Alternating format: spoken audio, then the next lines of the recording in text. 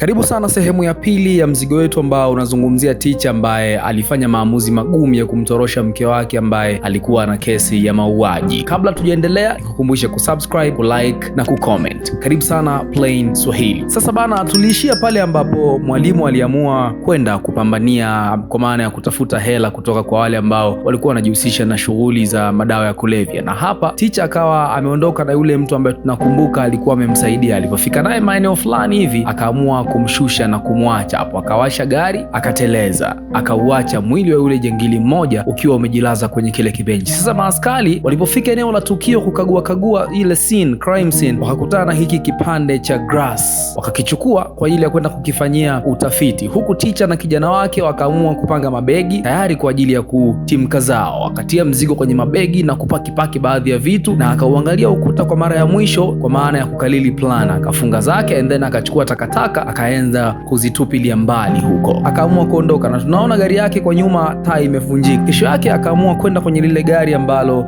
lilikuwa linapeleka taarifa za wagonjwa kutoka kwenye magereza ambayo mke wake alikuwa amefungwa. Hapa pia chapchapo akabadilisha taarifa za hali halisi ya magonjwa ya mke wake and then akachimba. Alafu akaamua kumchukua kijana wake akampeleka kwenye pati ya yule bi mkubwa ambaye unamkumbuka alikutana naye kwenye michezo ya watoto, akampelekea kijana wake kwa ajili ya kuendelea na mission. Sasa gari ikapeleka zile taarifa kwenye hospitali ambayo inadili na wagonjwa kwenye ile magereza, na daktari baada ya kusoma taarifa zile moja kwa moja akaomba mfungwa huyo apelekwe kwenye hali ya dharura kutokana na kile ambacho kilikuwa kimeandikwa kwenye ile ripoti. Huku nako maaskari wakapokea taarifa kwamba kile kipande cha taa ambacho walikuwa wamekipata, kwa maana ya kipande cha kioo, kinamilikiwa na mmoja kati ya wafungwa. Akaamua kuifuatilia zaidi. Huku nako bibie Rara anafunguliwa mlango na anaambiwa sasa hivi inatakiwa aende akapate matibabu kwa emergency. Wow.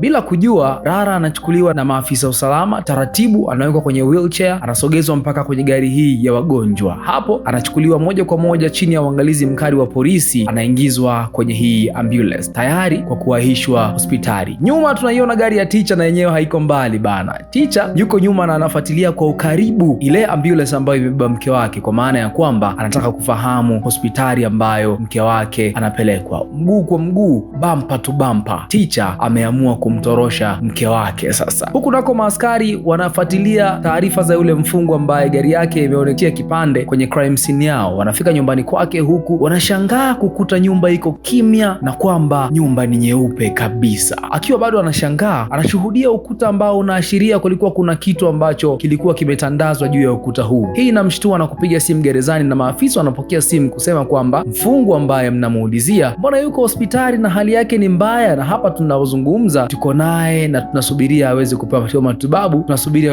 matibabu, ili tuweze kumrudisha. Taarifa hizi zinawashtua maafisa usalama na wanaamua kuhakikisha kuwa wanafika haraka iwezekanavyo kwenye hospitali ambayo anapewa. Wakati afisa huyu anakata tu simu, anageuka nyuma, anakutana na Teacher akiwa amevalia koti la kidaktari na ameshika bomba mkononi. Anamwambia hapo ulipo, piga magoti chini na usikilize kile ambacho ninakwambia. Rara akiwa katika hali ya mshangao, anashindwa kuelewa ni nini hiki mume wangu anafanya, anashindwa kabisa kuelewa. Lakini ndo hivyo, jamaa anatoa maelekezo na wasachi maafande na anawaamuru wamfungue pingu mke wake Lara, tayari kabisa kwa kuondoka naye. Maafisa wa polisi wanapata taarifa kuhusiana na hospitali ambayo mtuhumiwa wao yupo, na mara moja wanaamua kuwasha gari kuelekea katika hiyo hospitali. Kwa mwendo wa spidi wanaelekea katika hospitali ambayo bibi Rara yupo. Teacher anamrushia nguo bibi Rara na kumwambia kwamba abadilishe nguo kwa ajili ya wao kuanza utaratibu wa kutoroka, lakini Rara anakuwa mbishi kwa kumwambia mume wake huyu kwamba yeye hayuko tayari kufanya yale ambayo mume wake anamwamuru kuyafanya. Teacher anatoa simu na kumwambia piga namba hiyo, mwanao yupo kwa mtu ambaye atapokea simu hiyo, na utakapoongea na kijana wako mwambie kuwa baba yake na mama yake hatawaona tena. Hii inamaanisha kwamba kama kutoroka kutashindikana, maana yake ni kwamba Teacher atakuwa na kesi ya kujibu kutokana na kujaribu kumtorosha mfungwa, huku mke wake Rara atarudishwa magereza kwa ajili ya kuendelea na kifungo ambacho alichokuwa anakitumikia. Hivyo anamkabidhi simu na kumwambia piga namba hiyo na mwambie kijana wako kuwa hautarudi, na sio wewe peke yako bali hata waona tena wazazi wake. Rara anatikisa kichwa na kumwambia mume wangu umechanganyikiwa, lakini hana cha kufanya kwa maana ya kuwa hana jinsi. Tayari ticha maji ameyavulia nguo, lazima ayaoge, na kuwa ngoma tayari imelia na yeye amejikuta yupo katikati ya dance floor. Hana zaidi ya kuendelea kukata mauno. Ticha amedhamiria kumtorosha mke wake huyo. Basi Rala anakubali kubadilisha nguo na kwa pamoja wanaonekana wakiwa wanatoka huku wamevaa mavazi ya kidaktari.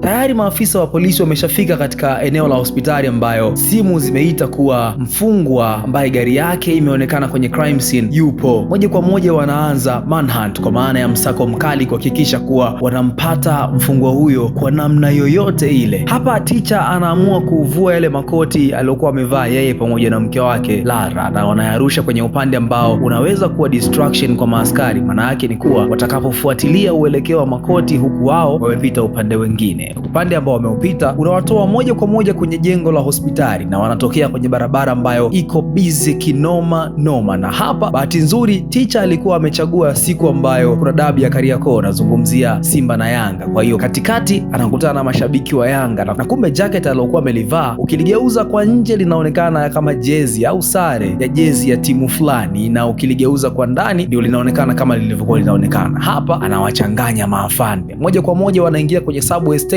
na maanisha stesheni za treni za wenzetu zinazokuwa zimejengwa chini kabisa kule underground. Anaingia kule kwa ajili ya kuingia kwenye train. Afisa wa usalama anawaona na anapiga simu na anatoa taarifa kwamba wale ambao wanawafuata wameingia subway na kuwa maafisa wa usalama wengine waelekee kwenye kituo kinachofuata. Mbele wanajaa maafande na nyuma Ticha na mke wake Rala anaonekana kuingia kwenye train. Hii inamaanisha kuwa wanaenda kuangukia kwenye mikono ya maafisa ambao tayari wametangulia kwenye kituo kinachofuata. Ghafla Ticha kabonyeza emergency brake kwenye treni ikafunga brake. Sasa yeye pamoja na mkewe Rala chap wakashuka na wakaingia kwenye kijifensi hii, wakaingia kwenye gari ambayo ilikuwa imepakiwa pale kwa muda mrefu, kwa maana ya kwamba wanabadilisha gari. Safari ikiwa ni kuelekea kule kwenye pati ambako alikuwa amemwacha na bidada ambaye walikutana naye kwenye michezo ya watoto siku ile. Ticha anaenda paka kwenye zoo ambako walikuwa wameenda kwa ajili ya kusherekea pati ile. Anafika pale anamchukua kijana wake. Lara hakuamini macho yake alipomwona kijana wake. Hii ilikuwa ni kama ndoto kwake. Wanaingia kwenye gari na taratibu wanaanza kuondoka kwenye mji ambao walikuwepo.